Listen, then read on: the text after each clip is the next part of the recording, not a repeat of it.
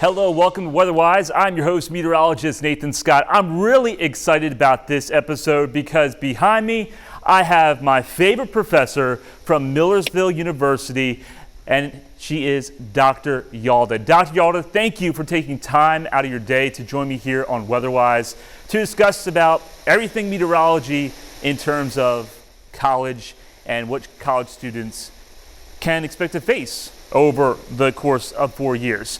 So the first question I'm going to ask you is, it's a tough one. Why was the class of 2004-2005, my class, your favorite class? All right. Well, you're very welcome, Nathan. It's my pleasure to be here. Thank you for the invitation, and it means a lot.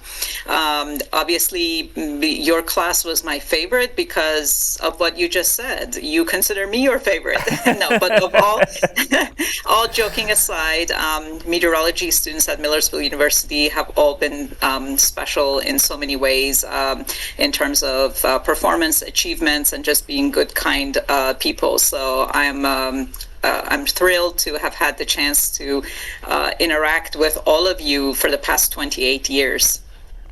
That was something special at Millersville because you cared about the students so much, along with all the professors there. We'll get more into specifically what Millersville offers coming up a little bit later, but we're doing this because my path of meteorology took me through broadcasting.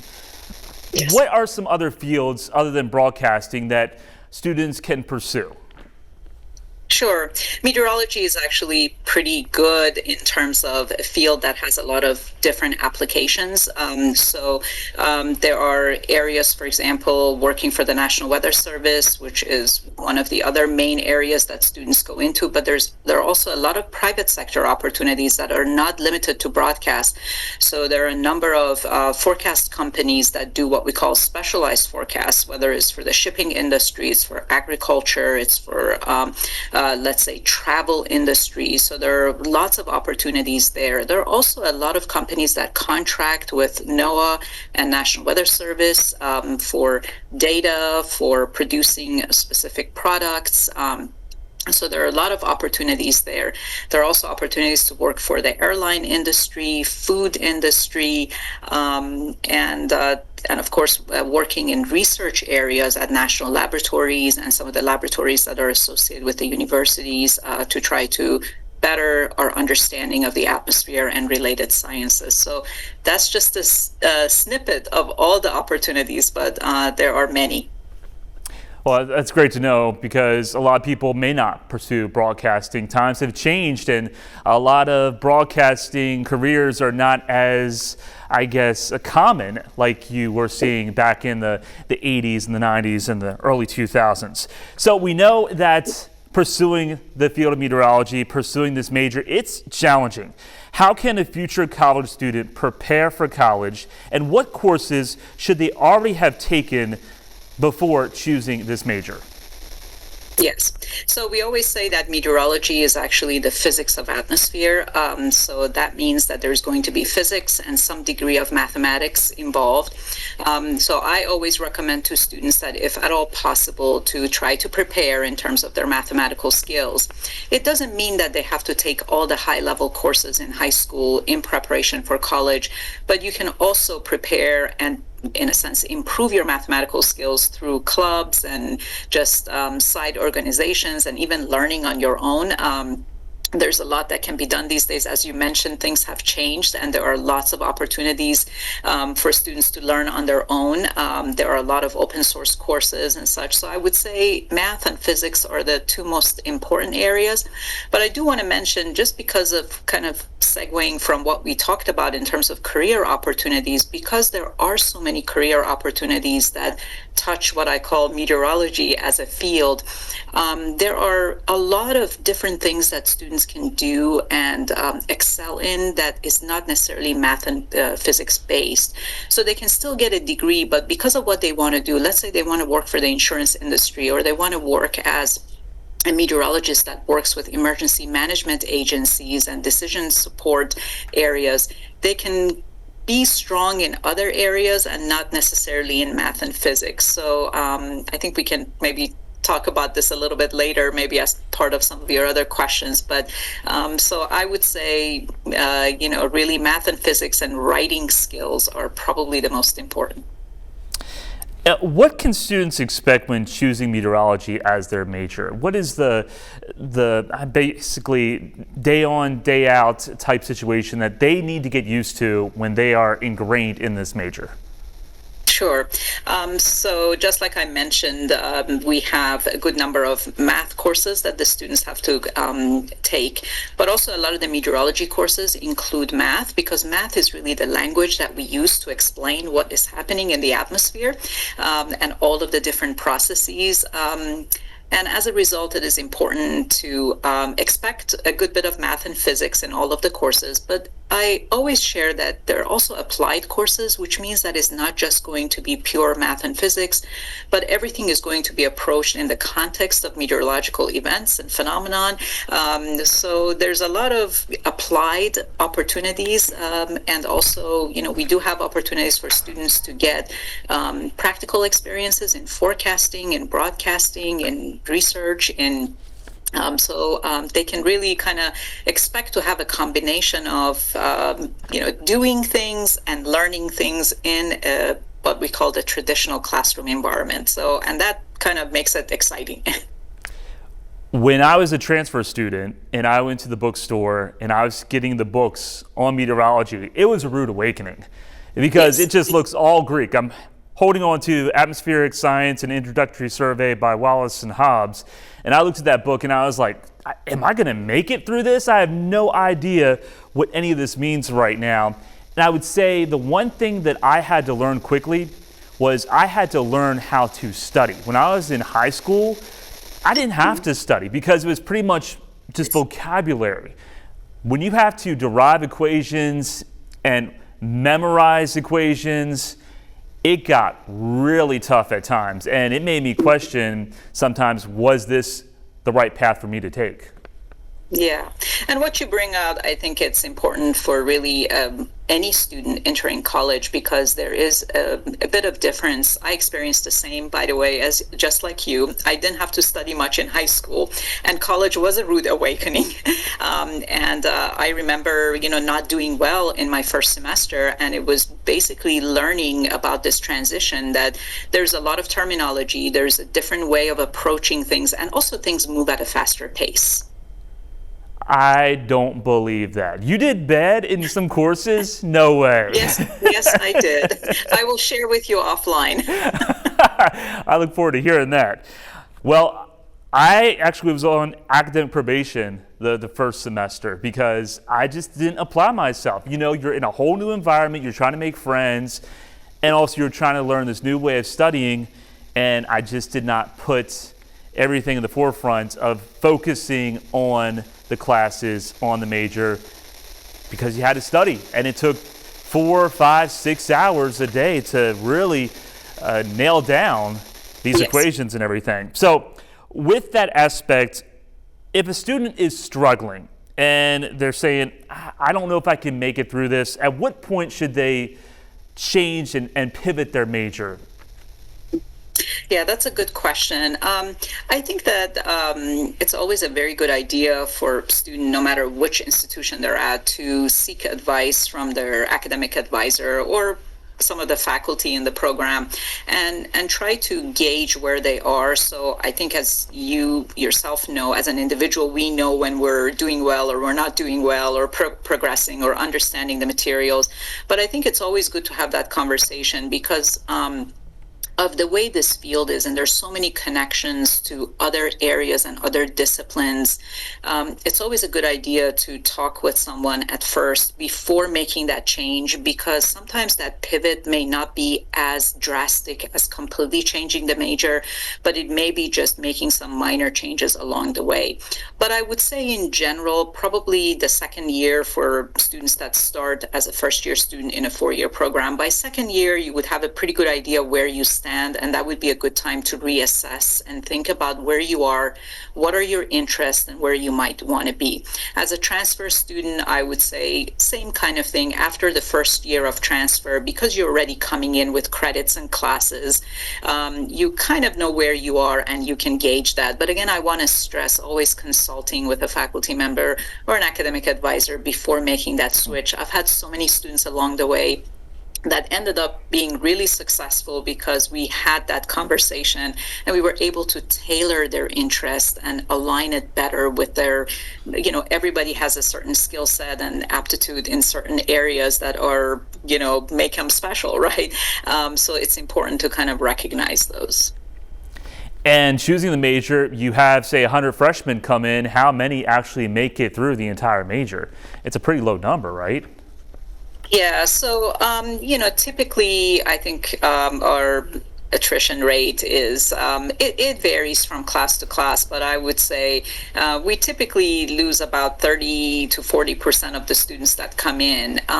But I would say losing them, again, I want to kind of stress that because nowadays, we're having a lot of students that go into areas of emergency management or decision support or environmental science. So they're still doing some of the areas that they're really interested in is just not what we call kind of that pure meteorology degree. But again, a lot of times they're still doing meteorology, but in the context of some of these other services and especially serving the communities.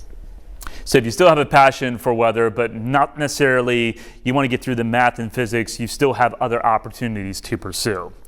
All right. Yeah, exactly.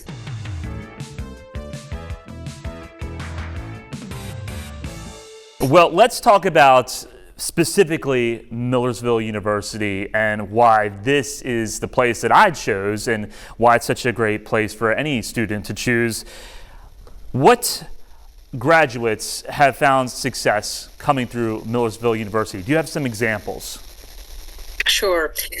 We actually have some remarkable former students, I should say, alumni that have done really well.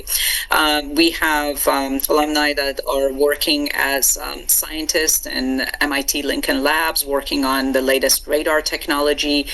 We have award-winning meteorologists that are working on the processing of data for different organizations that are using AI technology to try to make the data available in a way that is used by different communities for decision support. We've had some very successful broadcast meteorologists across the nation and also really across different states and cities, including yourself. Stop it.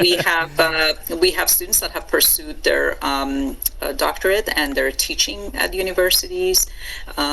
We have, again, students that kind of have transitioned into some of the other fields, working in business continuity of operations. We have a lot of students in the National Weather Service, NOAA community in various national labs, and also applied areas. Really, it runs across the private sector, the public sector, the academia, and we have a lot of students. I can probably talk about this for about an hour. As well you should. I mean, if that's such a successful program, I know a lot of my class is still in meteorology. They're all across the country. And we were such a close class. It was sad when everybody moved to their different locations for their prospective careers. But we all stay in touch thanks to social media. Speaking of social media now, how has the new freshman class evolved year by year because of social media and influencers becoming more prominent? Yeah, that's really an important. I mean, it's really affecting all of our lives in many different aspects. But I think students coming in, I think they're maybe reading some of the postings that are made in different settings about meteorology or about weather and climate, and sometimes some of those are based on science and some are not. So I think this kind of conversations about deciphering that information and knowing what is evidence-based, backed up information and what is not. And also when to comment on certain things and not. So I think some of those things are a little bit hard to navigate. Again, social media is social media, but I think when it comes to science and science-related information, I think students are one of our responsibilities is really to help the students to understand how to go about using that information, but also making sure that the information is backed up by scientific evidence and by experts who have been looking at this information and studying this information for a long time. I remember my time there, streaming was brand new. When we did a streaming forecast, just a quick 5-minute forecast, I think it was less than that.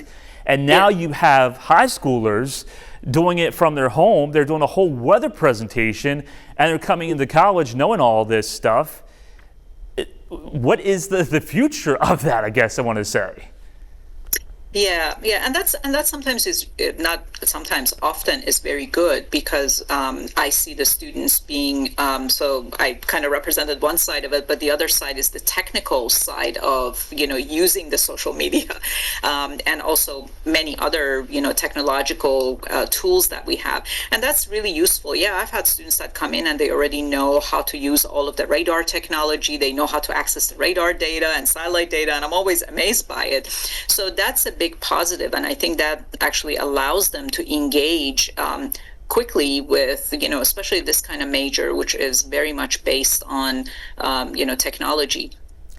So I would say it's a positive, but then there's this other side of it, which is, there still is a lot to learn. Just because you can access things online and comment on them doesn't mean that you have been trained and educated formally. So I think that's kind of a, it's a little bit of a sensitive issue, but I think students know that that's just as important as having those technological abilities to access information and produce information. Absolutely. The class size, average class size with a core class in meteorology at Millersville, is it still around the same when it was when I was there? It was like 15 to 20 students maybe? Yeah, we try very hard to keep all of the major courses with a cap of 24 because smaller classes, as you experienced yourself, are much better in terms of learning. I mean, studies always show that, smaller classes, students have a much better, chance of learning, interacting with the faculty, interacting with one another. And that's one of the strengths of our program. And from what you remember is that, we try to keep those class sizes small. We have that one-on-one interaction with the students. So yeah, we're pretty much the same. Now, I think our senior class this year is around 15. So I think that's similar to what you had. Yeah, I would say that. But yeah, I clearly remember the smaller classes and how it just was more of an intimate setting, that you knew every student and that you cared for every student, and your door was always open and Dr. DeCaria's door was always open. So we didn't just feel like a number. Yeah, and we still try very hard to do that. And we don't even really try hard. This is who we are, I should say, because we believe in that. That's what makes it a good program and a good place for students to really learn and benefit and also have a career. Just like you said, it's a nice thing when I hear you say that so many people are still, they're still in the field. They're working in so many different areas, but they're still in the field, right? So that's a good sign that they've been, they've been put on the right path, and of course you're all hard workers, and that's a good thing too. Is there any field of meteorology that students prefer more than other fields at Millersville? I think that changes from one class to the next and from one year to the next, but I would say there's always a strong interest in forecasting. There's always an interest in broadcasting, sort of in a general term, and also other opportunities for communicating weather information, so not just necessarily being a broadcast meteorologist, but I know you know this better, that there are other ways of communicating that information, even for private sector companies that, broadcast or share that information in many different ways.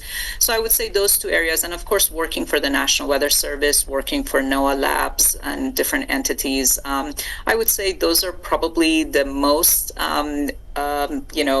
I guess desirable positions, but then forecasting positions, again, it runs across a lot of different private sector companies.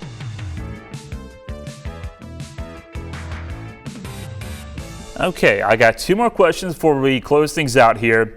Are there any challenges that future meteorologists face, and if so, what are they? Well, I think AI is really introducing some interesting, I would say, challenges and opportunities, right?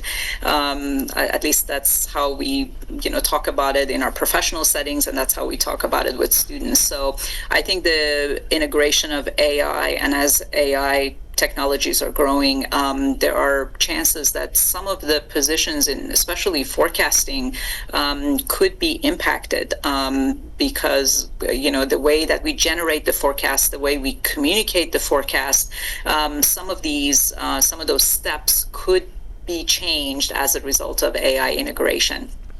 So I would say that anytime we are taking information and we are sort of just, in a sense, processing that information, those steps can be maybe bypassed or eliminated. We still need that human interaction and that human experience to add, for example, to the forecast process.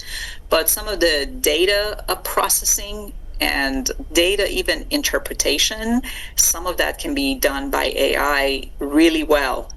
So, of course, that's one of the things. And even in writing, we're seeing that the use of AI is very helpful, right? You can generate at least your initial information really well, and then you can kind of manipulate it and edit it. But the reality is that what is generated sometimes, if you give it the right prompt, it's pretty powerful and useful.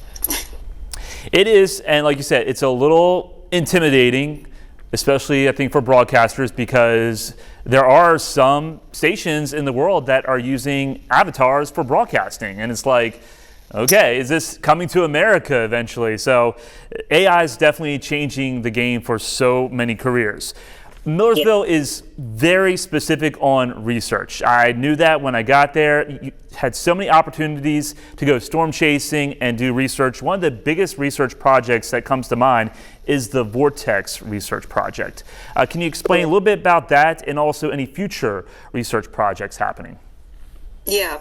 So yes, we've had a lot of opportunities for the students to be engaged in field research. So they've ranged everywhere from, understanding thunderstorms to air quality studies.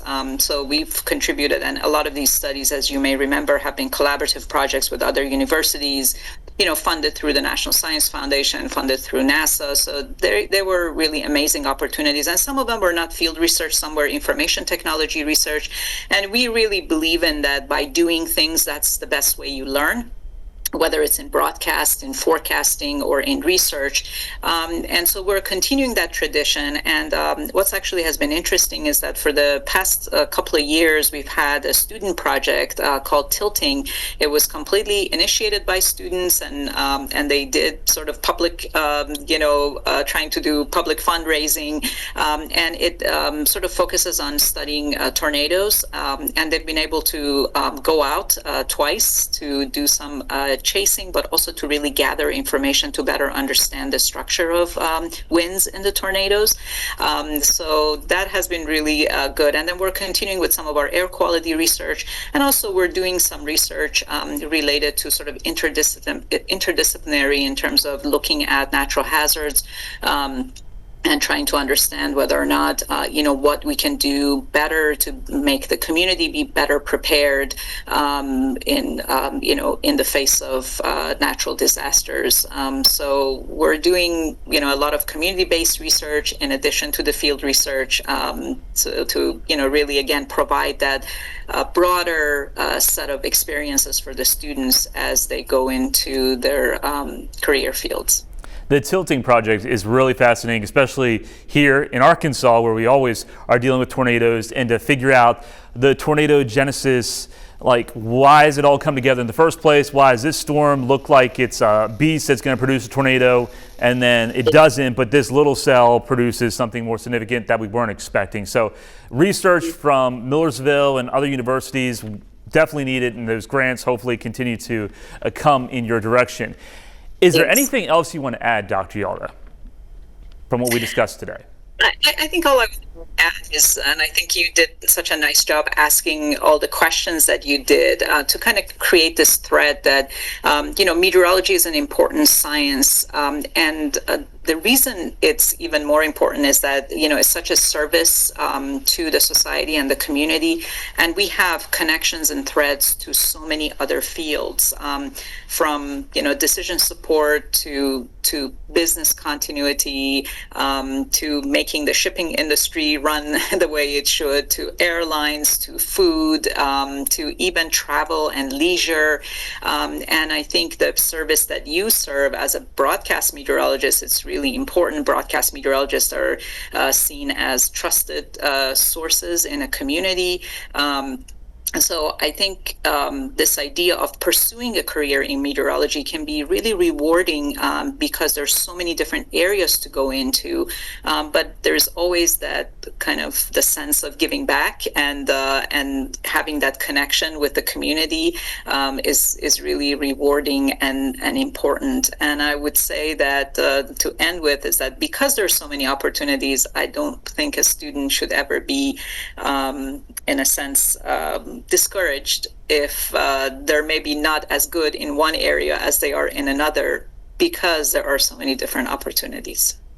Great advice. I have to say thank you to Millersville University. Thank you to you, Dr. Clark, Dr. DiCario, because I wouldn't be in this position if it wasn't for the education from Millersville University that made me who I am today. I always had a passion for weather, but I really didn't know exactly where to go. And then once I stepped foot in your office and you talked about Millersville, I knew that was the place I wanted to be.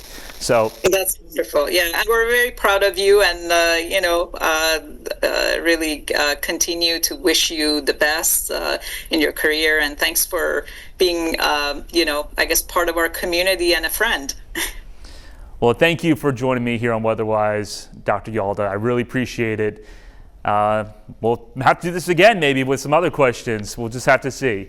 But thank you. Absolutely. And we'll be back with another episode of Weatherwise. If you have any questions for Dr. Yalda, you can send her an email. Or if you have any ideas that you want me to cover, go ahead and send me an email, nscott@thv11.com. Until next time, have a great day.